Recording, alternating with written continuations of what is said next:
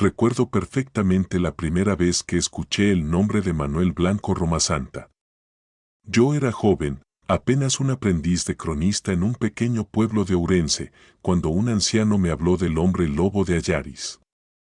Lo dijo en voz baja, como si temiera que la sola mención de aquel nombre pudiera despertar fuerzas ocultas entre los árboles. Galicia, a mediados del siglo XIX, era una tierra envuelta en supersticiones, donde lo pagano y lo cristiano se entrelazaban en un tapiz de miedos y leyendas. Y allí, entre montañas húmedas y bosques infinitos, comenzó a tejerse la historia de un hombre que, según muchos, había nacido bajo una maldición. Manuel Blanco Romasanta nació en 1809 en la aldea de Regueiro, cerca de Ayaris. Desde niño, se decía que era distinto. Había rumores de que al nacer lo confundieron con una niña y que un extraño error de la naturaleza lo marcó para siempre. Su madre aseguraba que el pequeño Manuel hablaba antes de lo normal y que sus ojos brillaban con una intensidad casi animal cuando la luna llena se alzaba en el cielo. De adulto, Romasanta se convirtió en buhonero, recorriendo los caminos con telas, jabones y utensilios, ofreciendo sus productos de aldea en aldea. Pero tras esa apariencia de hombre sencillo, se ocultaba un secreto mucho más oscuro. En cada pueblo que visitaba, se empezaron a registrar desapariciones. Mujeres y niños que nunca regresaban a casa. Los aldeanos, al principio, lo atribuyeron a los peligros del bosque o a bandas de ladrones. Pero poco a poco, los rumores apuntaron a un solo hombre, Manuel. Se contaba que lo habían visto de noche, caminando desnudo por los senderos, cubierto de barro, con los ojos brillando como los de un lobo. Otros juraban que escucharon aullidos cercanos a su choza, aullidos que no pertenecían ni a perro ni a bestia conocida. Lo más escalofriante de todo era que Romasanta mismo, cuando fue finalmente apresado, confesó. Dijo que sí, que había matado. Y que no lo había hecho como hombre, sino transformado en lobo. Según él, una maldición lo obligaba a cambiar de piel, a sentir cómo sus huesos crujían, cómo sus uñas se alargaban y cómo su hambre se convertía en sed de carne humana. Yo, como cronista, decidí investigar más allá del mito. Viajé a Ayaris y hablé con quienes aún recordaban los juicios, con los descendientes de las familias que habían perdido a sus seres queridos. Todos coincidían en algo, las desapariciones no eran invenciones. Los cuerpos nunca aparecían. Y en los pocos rastros que quedaban, siempre había huellas, huellas de lobo, enormes y profundas, junto a las marcas de un hombre. Lo más inquietante era la dualidad en que se movía Romasanta. Por el día, un comerciante educado, incluso amable; por la noche, un monstruo que desgarraba con furia salvaje. Esa contradicción es la que aún hoy divide a los historiadores. ¿Era Manuel un asesino frío y calculador, o realmente estaba poseído por una fuerza que lo obligaba a matar? Mientras anotaba cada testimonio, sentí un escalofrío. No era solo una historia del pasado. Los lugareños me decían que, a veces, aún hoy, en las noches de luna llena, si uno camina por los bosques de Galicia, puede escuchar el eco de un aullido solitario. Un aullido que no parece de este mundo. Las primeras víctimas oficiales de las que se tiene registro fueron Antonia y su hija pequeña. Manuel había ganado la confianza de la mujer, prometiéndole trabajo y mejores condiciones de vida en otra aldea. Nadie sospechó cuando partió con ellas, llevando consigo su burro y sus mercancías. Pero Antonia y la niña jamás regresaron. Días después, los vecinos comenzaron a murmurar. Manuel volvió solo, con una bolsa de ropa que, según él, pertenecía a Antonia, y aseguró que la había vendido en otra villa. Sus palabras parecían convincentes, y durante un tiempo los aldeanos aceptaron su versión. Sin embargo, aquello se convirtió en un patrón. Cada vez que una mujer desaparecía, Manuel aparecía con objetos suyos, mantas, vestidos, joyas humildes. Los justificaba con la misma explicación, me los entregó antes de marcharse, me pidió venderlos para enviar dinero a su familia. Yo tuve acceso a uno de esos testimonios, guardado en los archivos judiciales de Ourense. Un vecino declaró haber visto a Manuel en el bosque, cargando algo pesado envuelto en un saco. Cuando se le preguntó, respondió que transportaba mercancía. Sin embargo, aquel testigo juró que escuchó un gemido, como si algo vivo se moviera dentro del costal. El miedo comenzó a crecer entre los aldeanos. Galicia, tierra de supersticiones, pronto relacionó las desapariciones con lo sobrenatural. Algunos decían que Manuel no era un hombre, sino un condenado, un lobisome, como llaman en Galicia a los hombres lobo. Y lo cierto es que Manuel mismo no tardó en alimentar esa creencia. Cuando finalmente fue detenido, confesó haber matado a 13 personas. Pero lo más escalofriante no fueron los asesinatos en sí, sino la explicación que dio. Según él, no lo hacía como hombre, sino transformado en lobo. Sentía como mi cuerpo cambiaba, declaró. Mis manos se convertían en garras, mi boca en fauces. No podía resistirme. Era la maldición que cargaba desde que un hechizo me alcanzó. Sus palabras quedaron registradas en las actas del juicio de 1852 en Ayaris. Pero lo que aún hiela la sangre es el detalle con el que narró cada transformación. Decía que podía sentir cómo su piel se desgarraba, cómo sus huesos crujían, y luego el hambre, un hambre imposible de saciar, que lo obligaba a perseguir a sus víctimas hasta arrancarles la vida. ¿Era un asesino frío que utilizaba el mito del hombre lobo para justificarse? ¿O realmente creía en su propia maldición? Lo que es seguro es que el horror que sembró en Galicia fue real. Las familias lloraban a las mujeres desaparecidas y los niños no se atrevían a salir de casa al anochecer. Recorrer los bosques donde Manuel solía deambular me produjo un escalofrío. Los ancianos aún cuentan que en las noches de luna llena se escuchan ramas quebrándose, como si algo grande se moviera entre los árboles. Y aunque nadie lo admite en voz alta, muchos creen que el espíritu del hombre lobo sigue vagando, arrastrando consigo las almas de aquellos a quienes devoró. Los rumores se volvieron imposibles de ignorar cuando comenzaron a aparecer testigos que juraban haber visto a Manuel en plena transformación. Un campesino de Ayaris declaró ante las autoridades que una noche, mientras recogía leña, escuchó gruñidos y pasos pesados detrás de él. Cuando se giró, vio a Manuel arrodillado en el suelo, con el rostro retorcido y los ojos brillando de una forma antinatural. El hombre juró que, en un parpadeo, lo que tenía delante ya no era humano, sino una bestia enorme cubierta de pelo oscuro. Corrió sin mirar atrás, y aunque nunca pudo demostrarlo, quedó marcado de por vida por aquella visión.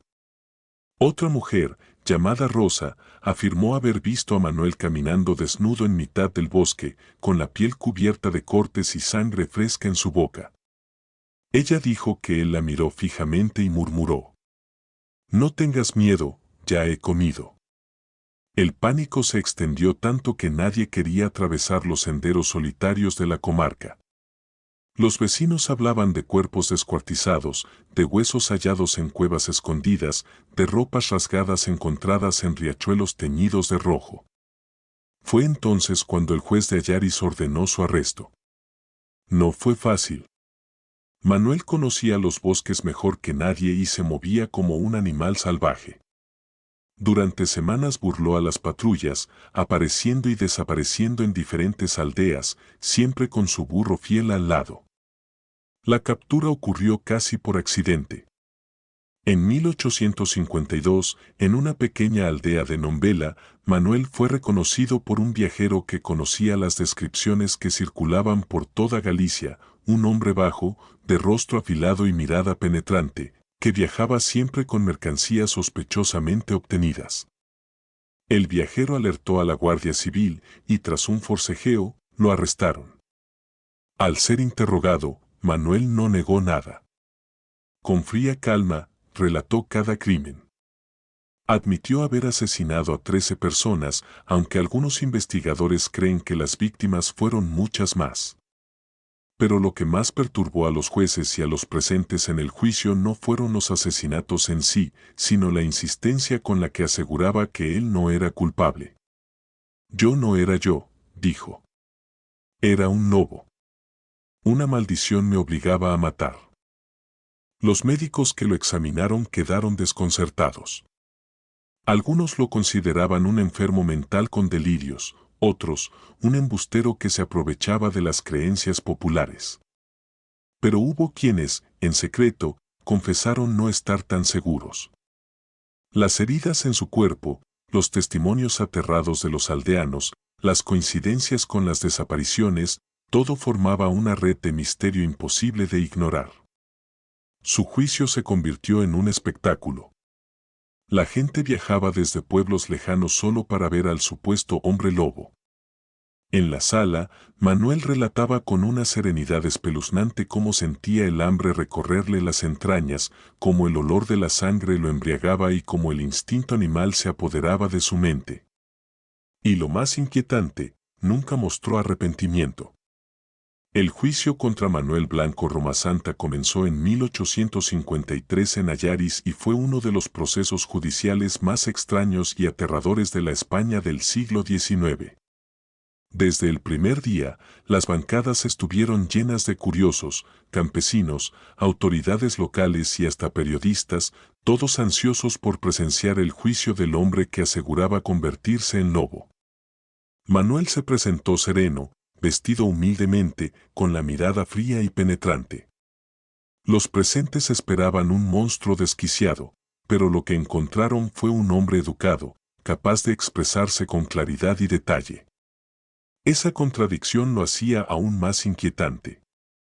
El fiscal lo acusó de 13 asesinatos, la mayoría mujeres y niños. La sala guardó silencio cuando se mencionaron los nombres de las víctimas. Los familiares lloraban, algunos gritaban pidiendo venganza. Pero lo que dejó helados a todos fue el testimonio del propio Manuel. Con voz firme, describió cómo una maldición ancestral lo condenaba a transformarse en lobo. Según él, un comerciante portugués lo había embrujado, y desde entonces no podía resistirse al hambre feroz que lo obligaba a devorar carne humana. Yo no quería hacerlo. Cuando la luna llena aparecía, mi cuerpo cambiaba, mis manos se convertían en garras, mi boca en un hocico.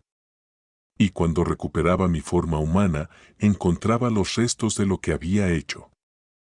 El tribunal escuchaba con escepticismo, pero también con temor. Algunos campesinos juraron que lo habían visto transformarse. Otros afirmaban haber encontrado huellas de lobo mezcladas con pisadas humanas en los bosques donde desaparecían las víctimas. Los médicos, llamados como peritos, se dividieron. Unos lo declaraban loco, otros lo acusaban de embaucador. Uno de ellos, el doctor Antonio Fernández, pronunció una frase que quedó grabada en los anales judiciales. No es un hombre, no es un lobo, es algo en medio, algo que no entendemos. La prensa bautizó el caso como el proceso del hombre lobo, y cada declaración de Manuel aumentaba la fascinación y el terror. Finalmente, tras semanas de testimonios y pruebas, el tribunal dictó sentencia, pena de muerte por garrote vil.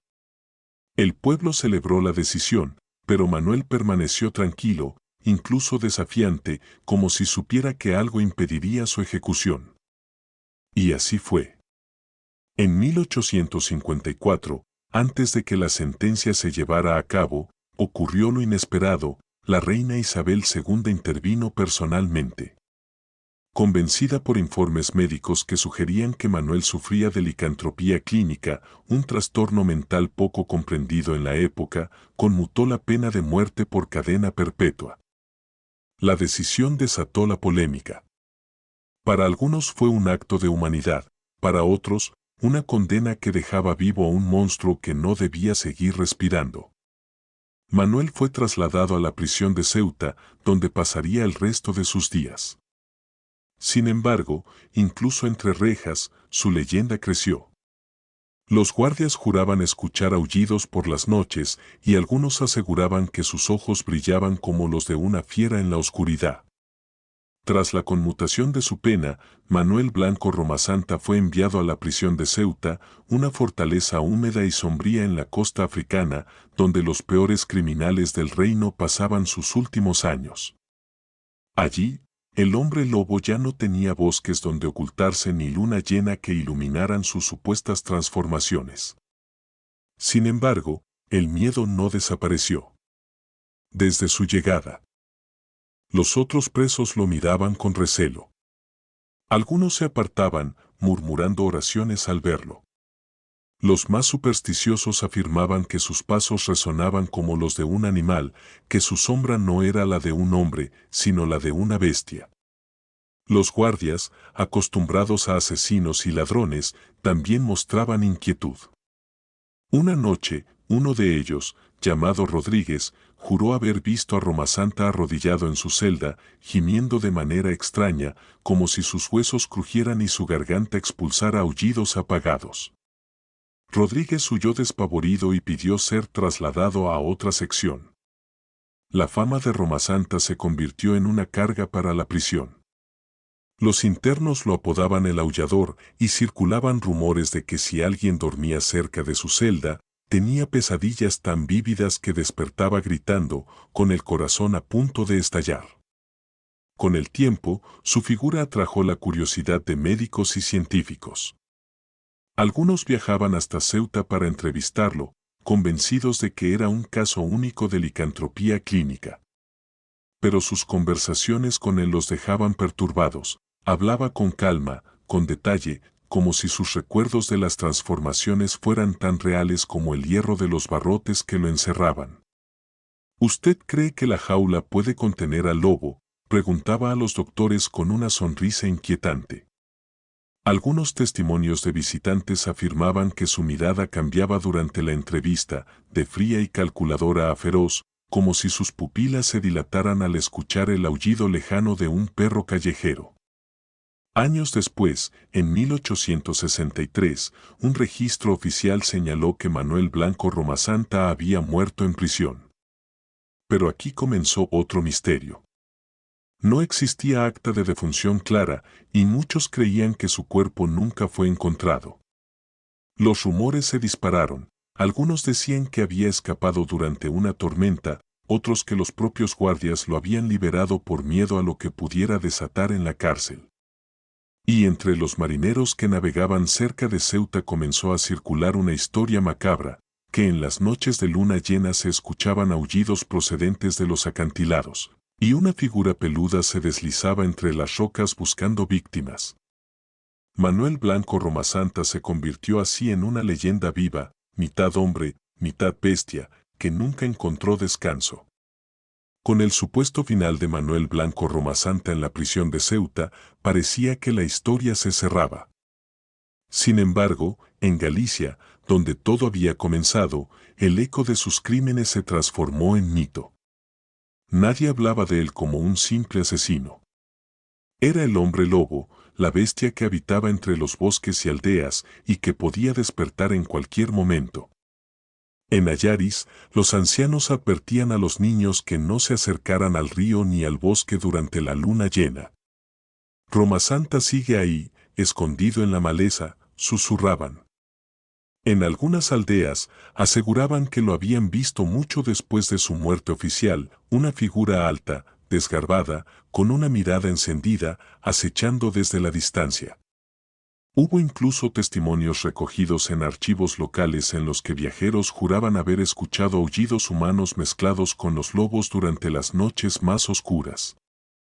Y más aterrador aún, algunos cazadores encontraron huellas extrañas, enormes, que comenzaban como las de un lobo y terminaban, repentinamente, con la forma de un pie humano. La leyenda fue creciendo, y pronto, en toda Galicia, se decía que el espíritu de Romasanta nunca había abandonado la tierra que lo vio nacer.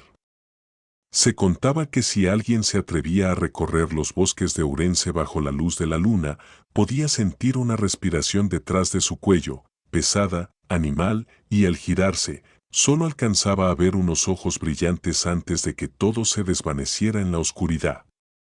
Con el paso de los años, escritores, médicos y cronistas trataron de explicar el caso.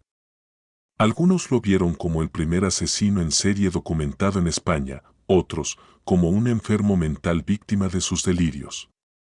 Pero entre los campesinos y la gente sencilla, esa explicación nunca fue suficiente. Para ellos, Manuel Blanco Romasanta no era un hombre enfermo. Era la prueba viviente de que lo sobrenatural puede cruzar el umbral de lo real. Un hombre condenado a convertirse en lobo, un alma errante que jamás halló redención. Hasta hoy, en Ayaris, algunos aseguran que cuando el viento sopla fuerte y la luna llena ilumina los bosques, un aullido distinto resuena entre los árboles. No es el de un lobo cualquiera. Es el de un hombre que nunca dejó de cazar. El mito se convirtió en advertencia. El hombre lobo de Ayaris nunca murió. Solo espera.